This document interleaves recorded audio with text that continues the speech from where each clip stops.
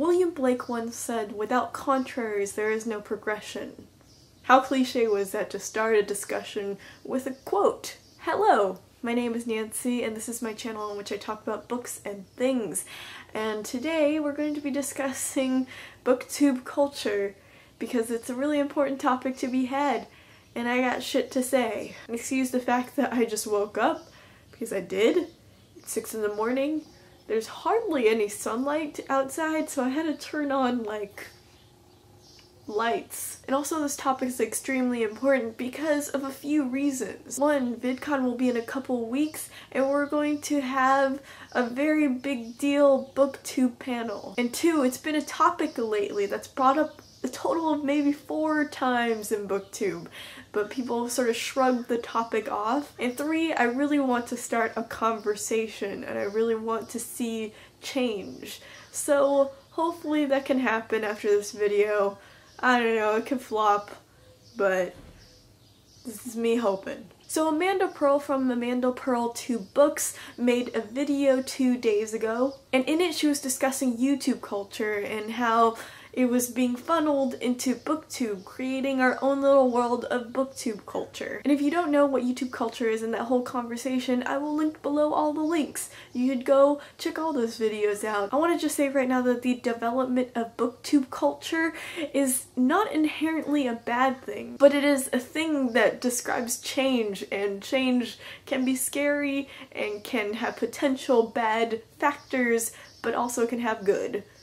It's a very complex, messy thing, but, you know, what isn't in the world? So I really think you should go ahead and watch Amanda's video before you watch mine, because it provides you with a lot of different contexts that you need to know. So if you're among the lazy elite, no judgment, I am one myself, I will provide you with a small summary of what she sort of said. So Amanda was really disappointed with Booktube and what it's become. So if you've been here long enough, you've kind of seen the read-alongs with really new released books and sponsored panels and just a lot of marketing before sharing books. And Amanda has noticed that Booktube popularity has spurred on Booktube celebrities. And along with celebrities, there's pretty much a social hierarchy going on here. Not only that, but corporations found this avenue as a place to exploit. So Amanda eloquently and emotionally talked about how Booktube is at this point of no return. Looking back, we could find the warm and welcoming community. Looking forward, we could find book-loving versions of Joey Graceffas or O2Ls, and a lot of shipping.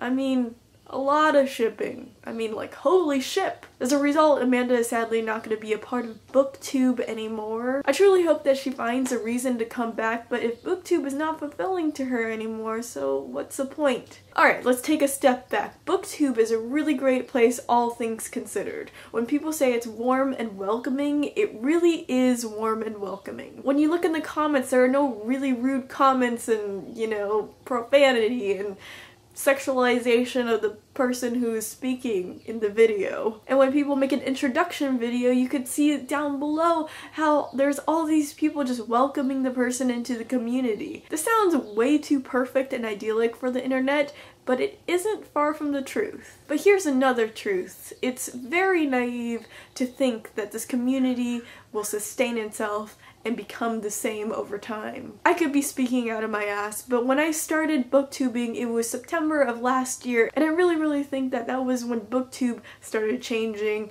and started growing and started going into its adolescence. There were already top booktubers who had a couple thousand subscribers, now with tens of thousands of subscribers. Yeah, it was really easy to make yourself known in a way, but it was also pretty difficult because you got a lot of other people who are doing the exact same thing as you.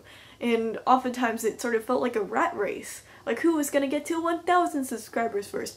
2,000? 4,000? The big 10K? Not only that, but big publishers like Penguin have infiltrated this pure and virginal place and infiltrated it with read-alongs and Kindle giveaways. Booktube is becoming a really big deal, and people are paying attention. When the numbers start rising, the money will come, but at a cost. So the question is it all bad to see that YouTube is becoming like this? As I've stated before, I came pretty late to the party, and I'm not really aware of how the community was a couple years ago. But what I can say about the good versus bad about this community is that it's really complicated. I think it's really fair to compare this community with any other community on YouTube, whether it be beauty gurus, gaming, and a lot of those top YouTubers live comfortably off of what they do on YouTube. And if Booktube could go down that route too, where a person can live comfortably off of what they do on Booktube, I would be incredibly happy for that to happen. Also, I think it's really great that people are more motivated to read, especially the people who are making videos on Booktube.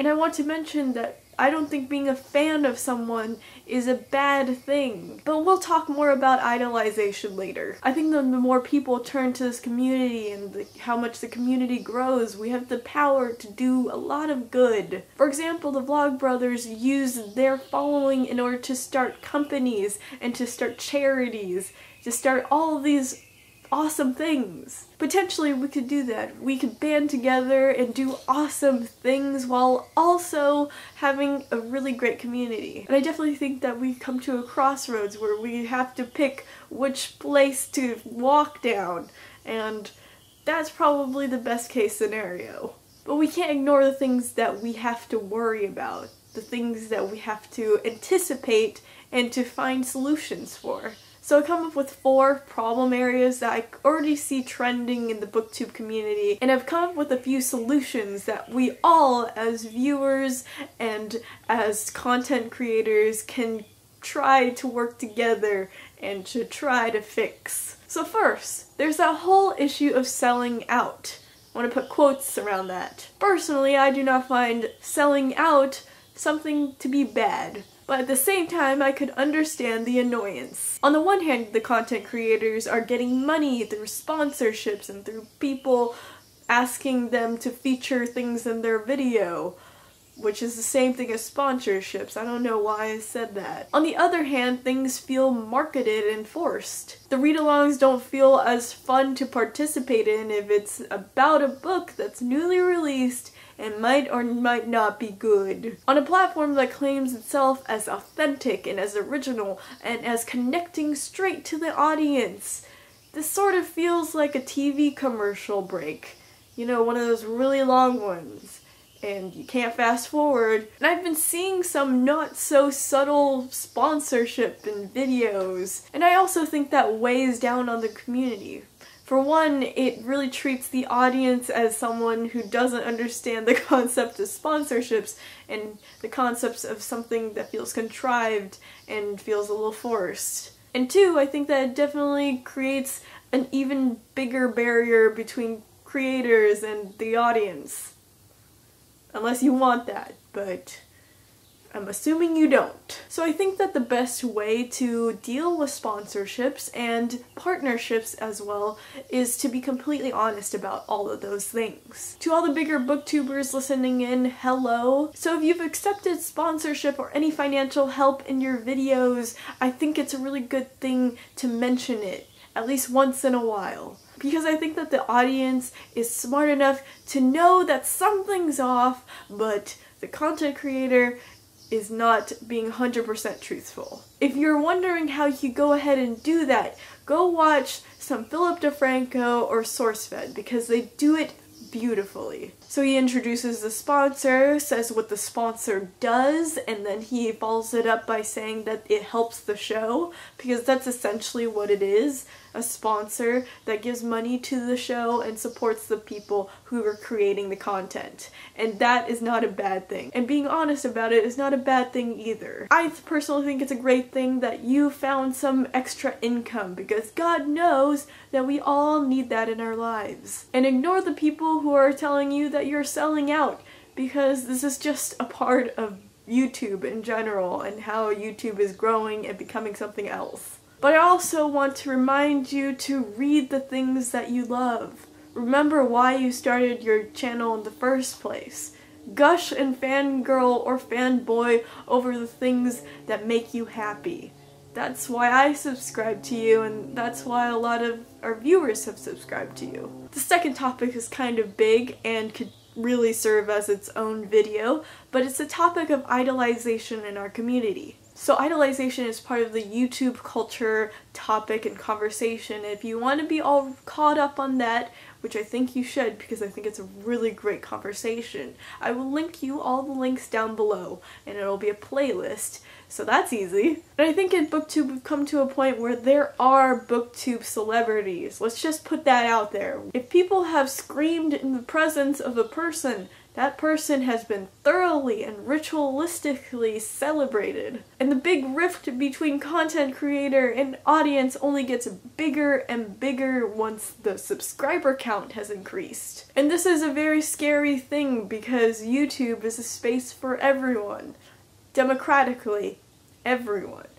But inevitably, people get held to a standard and become things to admire. It's something that we can't help, because we live in a celebrity culture, and celebrity culture can't help but rub off on YouTube. So there are a lot of solutions to this coming from a lot of different people, but the one I really like a lot is more directed towards the viewers and the audience, myself included. And it's to view your content creators complexly. And it's a quote from John Green, and people have been using it a lot. This in essence means that we have to come to terms with the fact that we will never know everything about a person. We will never find a conclusion. And it's especially so with people who edit their own videos and put it online. Some of our favorite booktubers and YouTubers have their flaws, their insecurities, and morally questionable actions and thoughts, whether they regret those things or not. People are not really all white or all black, but there's a lot of gray going on. What content creators put out is a very edited, very pure, and eloquent version of themselves, whether it's the truth or not. And yes, you could argue that everything they put out is the truth, they haven't lied at all, but you have to remember that that's not a whole representation of who they are. And our community can definitely only get better if people don't follow their content creators blindly. If you disagree with a content creator, acknowledge that disagreement. Make it real to yourself. Don't shove it out of sight. That ignores the issue. And in the most dire cases, call the person out. We really need to find ways to be more critical with each other. And once again, to the bigger booktubers listening in, hello again. Realize that you have this great potential, and also you have this audience of young and impressionable people. Know that you have the right to do whatever you want on your channel, but you also have the power to do a lot of damage. Whether you like it or not, or you were intentional or not, you are an elected leader in this community. No pressure. And I know I addressed the audience and the content creators very simplistically and very generalized, but I ain't got time in this video, and maybe I'll make this another video in the future. But what I can say is that this is very much a two-way street, and we could do well with remembering that we're all people, whether there are people on the other side of the camera or on the other side of the screen. The third topic is community. And I know that Amanda was really worried about the community aspect, and I guess she should be. Now that Booktube is becoming a thing and becoming huge, community is something we definitely have to sacrifice. I can say this because I came into the community right when it was changing, and before it was this awesomeness of warmth and compassion. But I'm not saying that the community aspect will go out entirely. That's not what I'm saying at all. I'm just saying that it's going to grow and change and become really complex and different. In the future, at some points, you're going to feel like you're an audience member in the very outskirts of a One Direction concert. But we always have to remember that there's always going to be those small and tight-knit communities within our bigger community. Little catacombs of communities within the big beehive metaphors. Those could look like Facebook groups, or meeting new people at conventions, or finding friends that have really common interests to you, Booktube included. I don't really personally have a solution to this, but just to say that to expect it. And if you have a solution to this, I would love to hear what you have to say down below. But I want to move on to the fourth problem area and discuss that. So Amanda did bring up this issue of individuality, and it's something that hits very close to home for me and I want to talk about. Specifically, she said that Booktube has come to a point where there isn't a lot of individuality. I'd have to agree. I've found some channels that only have book hauls and wrap-up videos and, you know, just the really popular stuff, which is not bad. I want to put that out there. I'm not reprimanding those people. I think those people, if they're having fun and if they like what they're doing, they should just keep doing it. But personally, I'm subscribed and very faithful to the channels that have their own sense of self. I love it when content creators add their own personality and their own sense of humor to their content. I especially love it when they make videos pretty diversely. For example, they put out cooking videos or covers of songs. I really just want people to have fun with their channels because that's the best part about YouTube. And this might be my own personal taste, but I would love some individuality within our community. That way we could tell each other apart and find communities within communities. So this is a very new community that we have going on here. All things considered, it's becoming older, but it is new compared to a lot of different communities on YouTube here right now. It has the potential to become something great and something awesome, but I think the best way to navigate that is to talk about it. I know that this topic has been coming up a couple different times, whether in angry rant videos, or in people explaining why they're leaving Booktube, or even in hints and whispers. I'd really like this conversation to grow and get bigger, so that we could change and become better. So what do you think about all this? Are there any problem areas you see in the future? Any solutions that you have? But more importantly, do you disagree with anything that I've said? Let's talk in the comments, or in video form.